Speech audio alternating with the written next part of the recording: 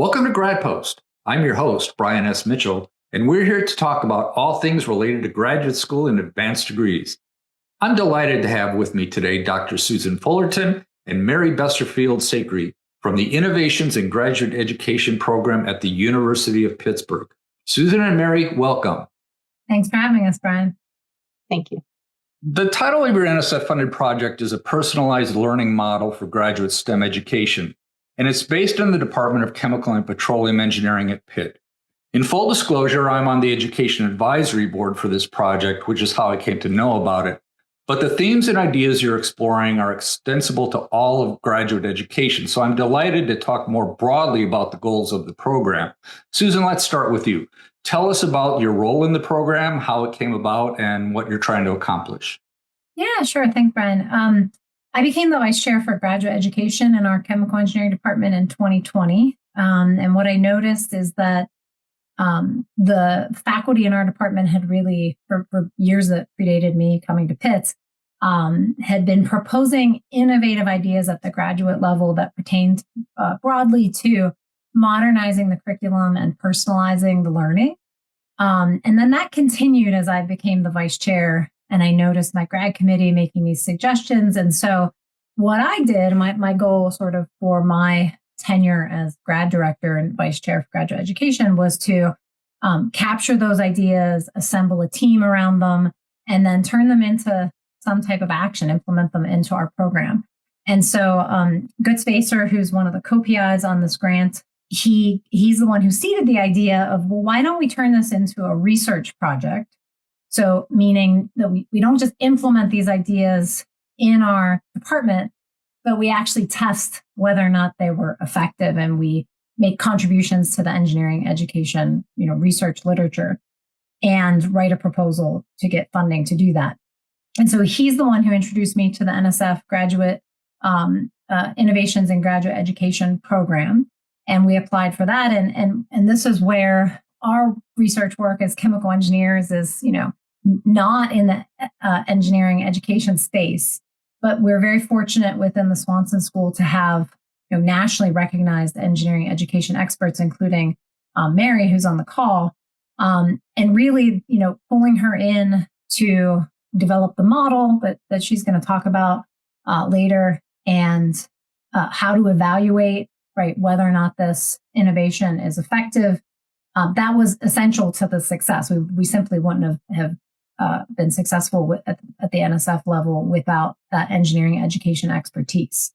And so the team of people faculty who had the ideas combined with the engineering education experts was really the recipe for this to be a successful effort. Okay, Mary, how did you get involved in the program? So it started with this idea and a proposal. Where did you get involved in? Well, they actually came in early on because as they started looking at, we got this proposal idea. There's an RFP. The team of faculty, as Susan indicated, they're top-notch researchers. They're passionate teachers. They wanted to do something, and it was really from a grassroots level approach to really redesign their curriculum at the graduate level. And the more and more we were talking, the more and more they were speaking a language of, we want to create personalized learning for graduate students. And so kind of expanding upon that and really trying to back them away from, let's look at this as a grassroots of let's look at what your real educational theoretical underpinnings are, recognizing that we were actually doing an engineering education proposal, not a chemical engineering proposal on education, if that makes sense. And so as we continued to talk, looking through the literature on personalized learning, and then thinking through and kind of pulling the elements of personalized education, and Wiggins actually kind of pulls together all the aspects and the main steps of it, we were then able to build a model that we intend to test and are testing on chemical engineering. But I had to pull the faculty away from the grassroots approach for them to actually kind of become their own engineering education experts and creating a smart model that we could go ahead and use on any curriculum, STEM-based curriculum. So that's kind of how we got involved. And knowing that, personalized learning is actually, it's kind of a Montessori approach. It's been used through K-12. It's been used a little bit in higher education, usually on 1 or 2 classes at a time. But here we were attacking the entire curriculum, so kind of taking a full court press approach.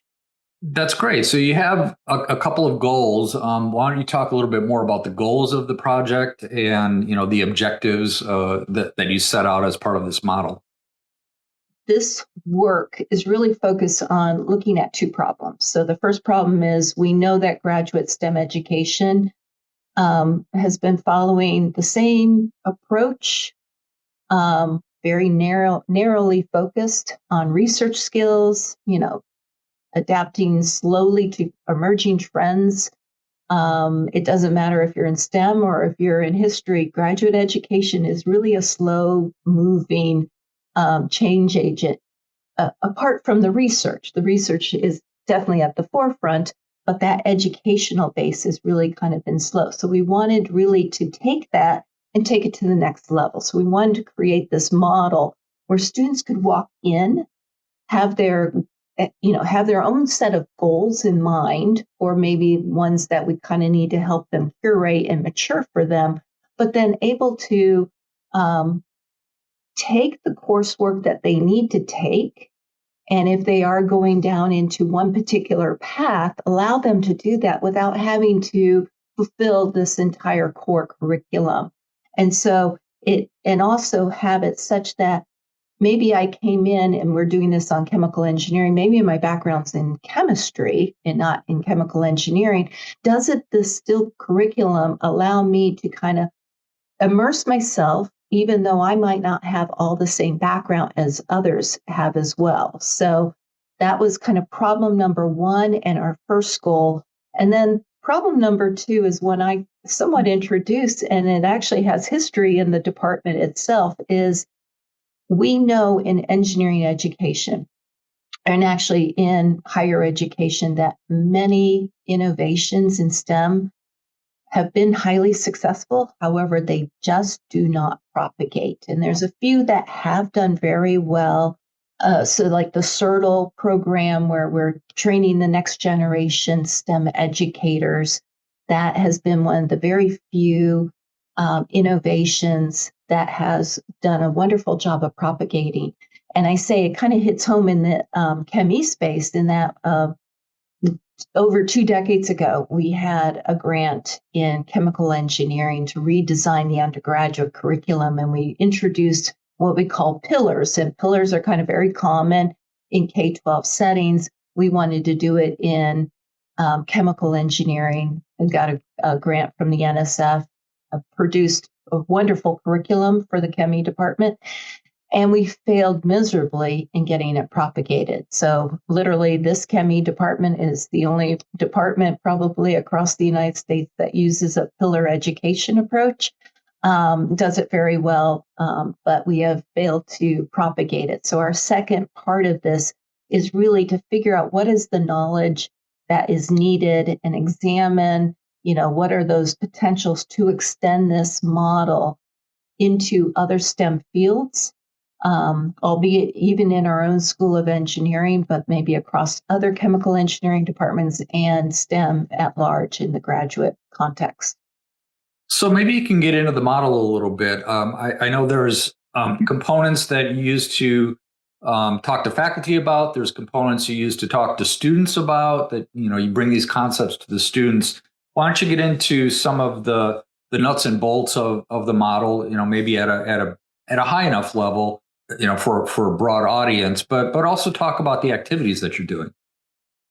Well, let me just kind of go over what the personalized learning model really is. And so based on the literature, it's kind of a continuous loop, if you will, but you start with a set of instructional goals. And it's not instructional goals that we so much as faculty impose on the student, but the student is coming up with their own, what do I want to get out of this program? And Susan will talk a little bit about how we've actuated that through individualized development plans. But then the student steps into the task environment. So the task environment, if you will, is the curriculum. And, for the Chemi curriculum, it's grounded in 4 content areas, actually 5 if you include safety and ethics. And so that task environment is, the core curriculum. And instead of students having to take 4 to 5 classes, and they are all taking it, they're all coming in with some being very advanced in particular areas, some being maybe at ground zero, wanted to kind of set up a curriculum that works for everyone, depending on where their entry level is. But it's not so much just what that content is and how you're going to teach it over the terms. There's also this third piece, which is scaffolding the instruction. So if you will, it's the pedagogy. And we wanted to take for the students the opportunity where they start within a particular module, and they might be working from a very learner-assisted perspective, where the instructor is introducing active learning components, but by the end of the module, the student actually has independence. They have demonstrated that they have taken on this part of the module and that they have independence with the material. So that's kind of like our third stage of this PLM model, the personalized learning model. And then, of course, with everything is you have to have assessment and performance of what that learning takes place. And we do this from actually 2 perspectives. One, from both the student perspective, how well did they do on the core competencies, but also the faculty are doing it from more of a formative and summative perspectives. And then at the end of all of this, you have a reflection piece. So it's not like we're just set out your instructional goals. You go, you take these classes, it's set up in a particular scaffold, and you're assessed. But there's a reflection piece and an evaluation piece that involves not only the student, but the faculty. And in this case, it also includes Susan. And then you go back and you revisit those instructional goals. How have they changed? Maybe they become more mature as the student is starting to engage in the curriculum, as they're starting to engage in the professional streams, as they're starting to engage in and upstarting their research with their faculty members. So it's a kind of a continuous loop that we've kind of broken down into more or less, each year that the student is a graduate student.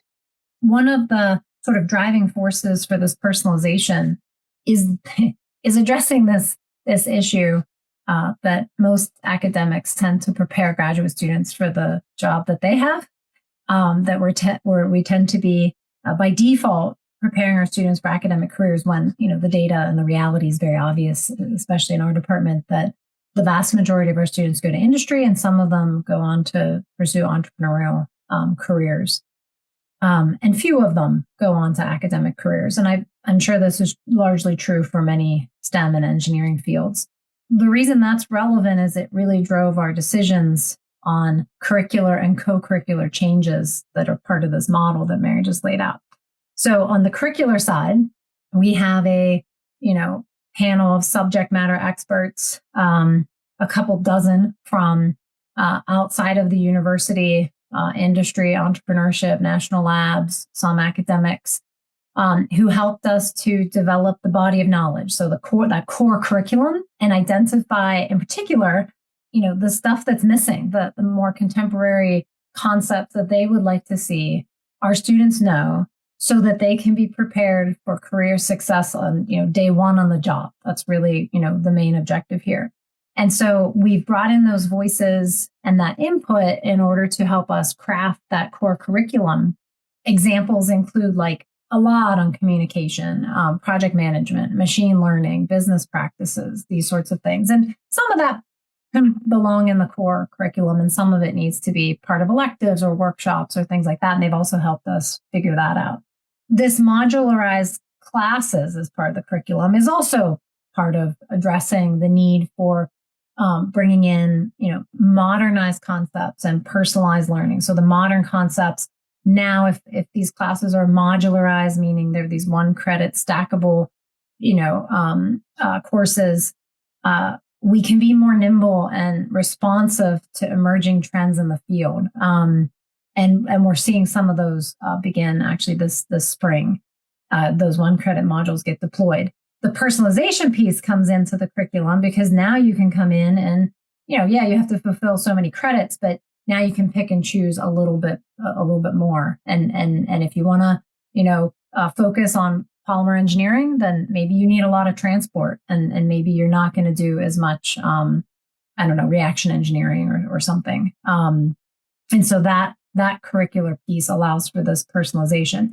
But I want to get to the co-curricular side of the model, which is these things we're calling professional development streams. So there's 3 of them: industry, academia, national labs, and entrepreneurship. And really, a lot of these activities were actually already happening in our department, but they weren't organized in this type of fashion. And they weren't what I would say like sanctioned by the department. We weren't sending out, emails from the leadership to say, oh, students should engage in this.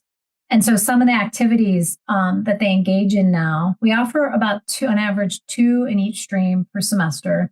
So, the entrepreneurship stream, those students often go visit startup companies local to Pittsburgh and get to know, their stories and some of the, challenges of and successes in that area. Academically, we'll connect students who want to be professors with, having them have lunch with some of our really high profile seminar speakers. The industry stream, we're seeing a lot more summer internships and co-ops at the graduate level, which I think are really important and is something other disciplines do often pretty well. And we're seeing a lot of successes come out of that in terms of students being offered jobs at those companies even before they defend their PhD. And so again, these co-curricular activities were ones that we were already kind of doing in some sense, but this personalized learning model really gave the framework and the structure to sort of advertise to the students that this is something you should be participating in to lead you to success on day 1 on your job. And we're sanctioning this. We want you to do this. You can participate as much as you want. You can switch streams, as you move along. And we want to work with you to set you up for success, knowing that many of you will not be in academia. Do you make any distinction between your master's and your doctoral students in terms of what they can do with this personalized learning model? At this moment, we do not. The master's students, there's 2 flavors, right? They can be professional master's students who aren't doing research, or they could be research track. The professional master's students take the same core classes, and so do the research master's students as the PhD students. So that's all the same. They're experiencing the modularization of the curriculum. And they're also invited and welcome to participate in any of the co-curricular activities. The research master's students benefit from the IDPs. So we encourage them to engage with the faculty in the individual development plans. And so the answer is, yeah, they're welcome and encouraged to participate in the same way and at the same level as the PhD students. I've talked about IDPs, individual development plans, before on this show, and I'm curious whether you've developed your own IDP. Have you adapted one? How has that process with the IDPs gone? The answer is we adopted one initially, and we tried that on for size for a year. And then I met with all the graduate students at the end of that year and collected some feedback. And the feedback that I got was that the format of that individual development plan wasn't suitable for their needs. And I used it myself, and I could see how it wasn't the best format. So our team actually developed, in collaboration with some graduate students, a Gantt style format, a Gantt chart style format. And I sold it to them as like, hey, look, we require you to do this in your proposal exam for your PhD. Have a Gantt chart and a timeline. So let's just start this now, and you can draft it and continuously refine it. And that tool has been better received by the students. I'm also careful, though, to really emphasize to them that I don't actually care what tool you use. This isn't about the tool, because I feel like once it becomes about the tool, then it's like a checkbox. this is like a lifestyle. You need to be checking your goals and refining them and communicating with your advisor on a regular basis. And however you need to do that is fine, as long as you're able to write goals that are specific and measurable and timely and so on and so forth, that meet that SMART acronym. And so what I found with the IDPs, because as part of this is an NSF grant, so we're getting feedback from the students, and I mean, we need to do that anyway to refine and make this better, but also to provide data for the grant. What I found is that most students and most faculty are definitely favorable towards this. The students like it because it does drive communication with their advisor, sometimes in a way that they can just use us as an excuse to do it. Like, hey, Dr. Fullerton says I got to talk about my IDP with you this semester. And it drives that discussion in a way that maybe wouldn't have normally. One student, I can give you a quick success story. It was a student who was in her 5th year. She was late in the program when we started this, but doing the IDP caused her to have a conversation with her advisor that made her realize that she didn't actually need to do an academic postdoc in order to get the industry job that she wanted. There was like a misconception there. So the faculty member fixed that misconception, connected her with someone. She got a summer internship and boom, she got a job offer at the place she wanted, like instantly, right? Not instantly, but after she completed a great summer internship. But my point is, she would have literally delayed her career by a misconception that was clarified by opening the IDP and saying, well, here's my career goal, and having the faculty member say, well, why are you doing this? So there's one success story. We had another student go on an industry summer internship, and he came back and he wasn't really sold on IDPs or Gantt charts. Before I could tell he was lukewarm about it. He came back and he said, this entire company uses Gantt charts to do everything because it's all about timing. It was like a biotech firm or something. He's like, it's all about timing, and you have to align yourself with the timing of the other processes. And so he came back with a real renewed appreciation for why goal setting and timing was really important. So that was exciting to see. And then I would say that on the faculty side, they're mostly favorable toward it. I've only had a few faculty maybe be a little bit lukewarm about it. Some have said that they should have been doing this all along. Some have noticed that the first drafts from the first year PhD students and master's students are pretty abysmal, which is kind of good. Like, that's good to see. Like, they kind of need to be, that's expected, right? They haven't been practicing the skill. The point is that they're seeing it improve with time, right? And so that's one of the whole goals. And so, I think IDPs, if that was like the only win from this whole effort, I think that's been kind of a big win, because it's facilitating communication with advisors, it's goal setting, it's having them think about their careers sooner. And for me as a grad director, it helps decrease the amount of friction and conflict that students and advisors have, because my experience, although not too many years of experience, is that those often just boil down to misunderstandings and miscommunication. Mary, you talked about formative and summative evaluations. Can you talk a little bit more about the assessment piece?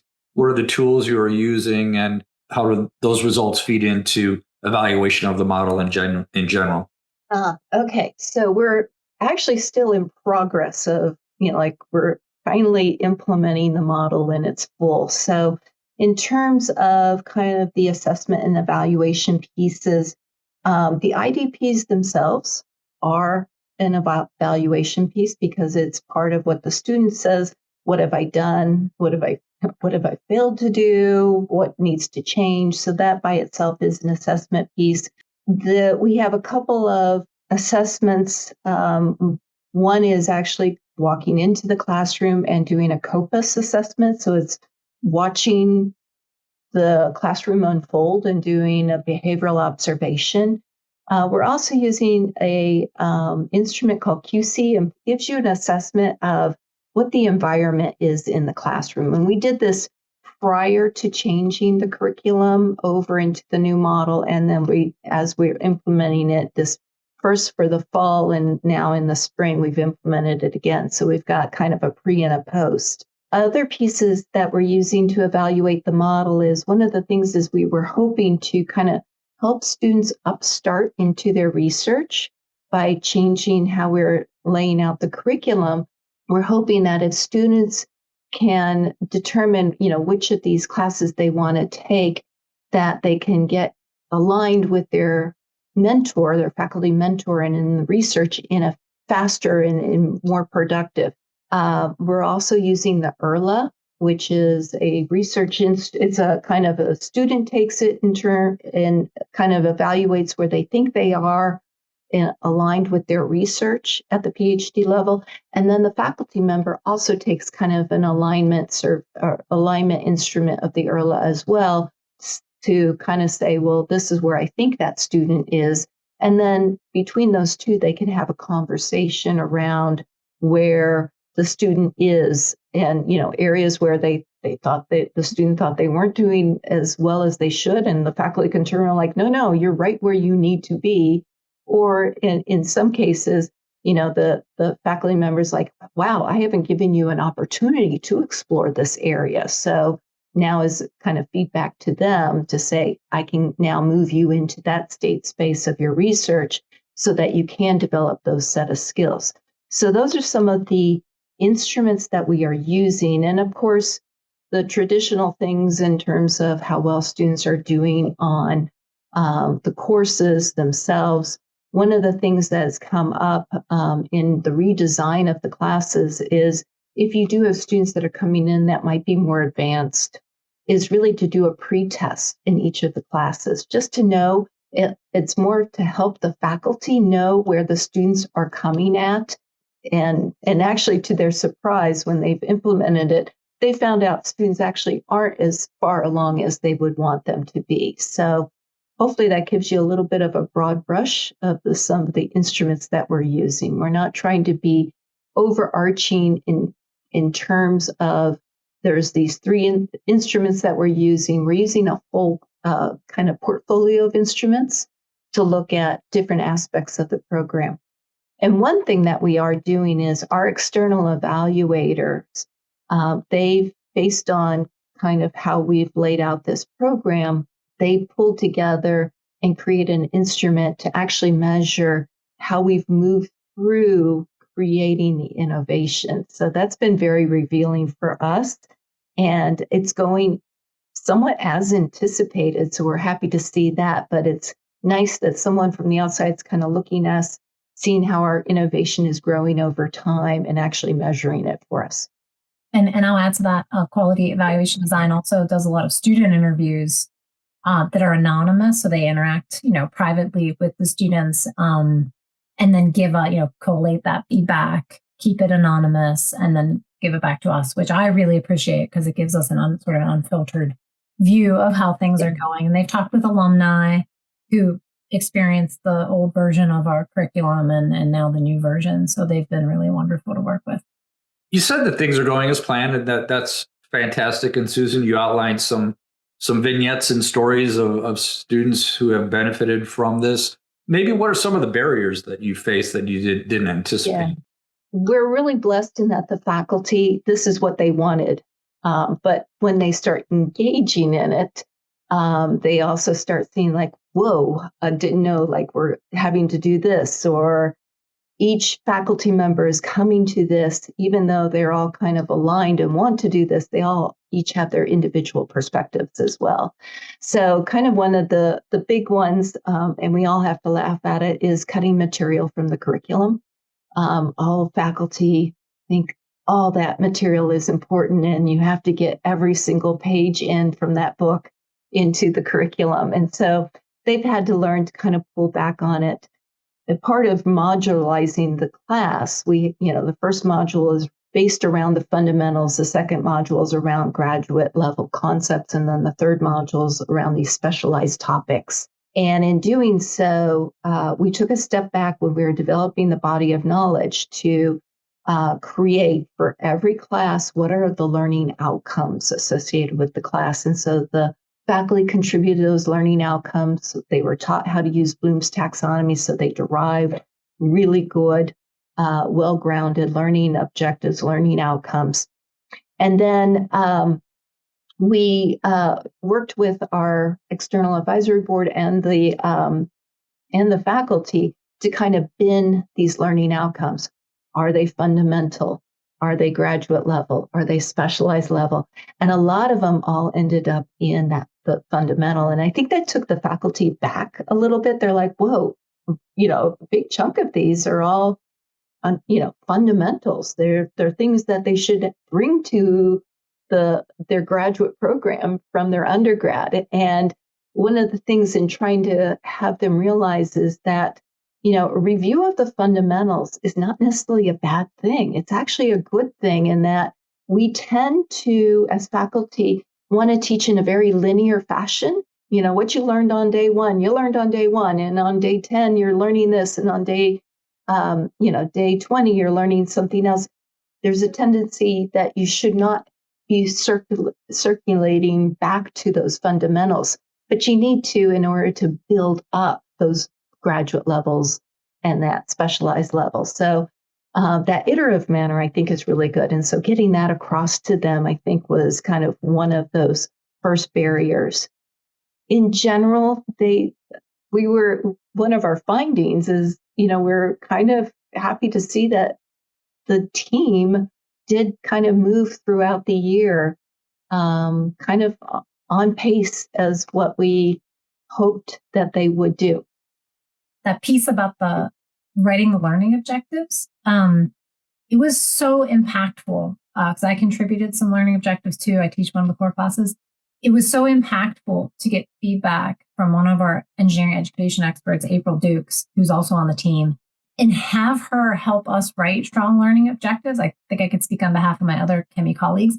That didn't actually take very long for her to educate us on that, but wow, that was impactful because it forced us to really grapple with what it is we're trying to teach. And now it blows my mind when I see a syllabus or something that doesn't have learning objectives to share with the students. So for your listeners out there, I just thought that was an important plug for talk to the education experts at your institution, because even a modest time investment can make a huge difference.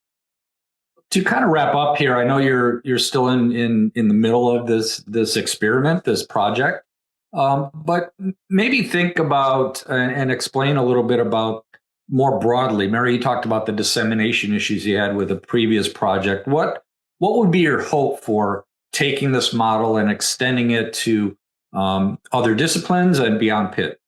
The model on its own is, just a good framework to think about how you want to move your students through a program. And you can take the model as a whole and do a full court press, such as what we're doing. But you can also take it in parts and pieces.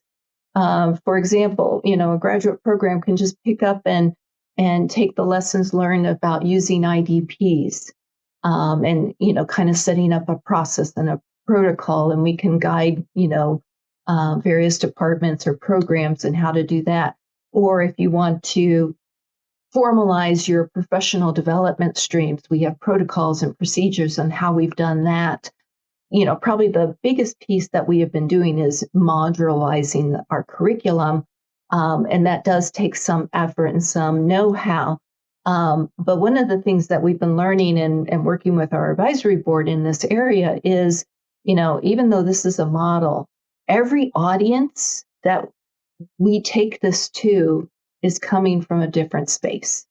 We learned real quickly, just like we thought, we could just, extend this model across our whole engineering school. And then learning that each of our engineering departments actually approaches their graduate curriculum somewhat differently.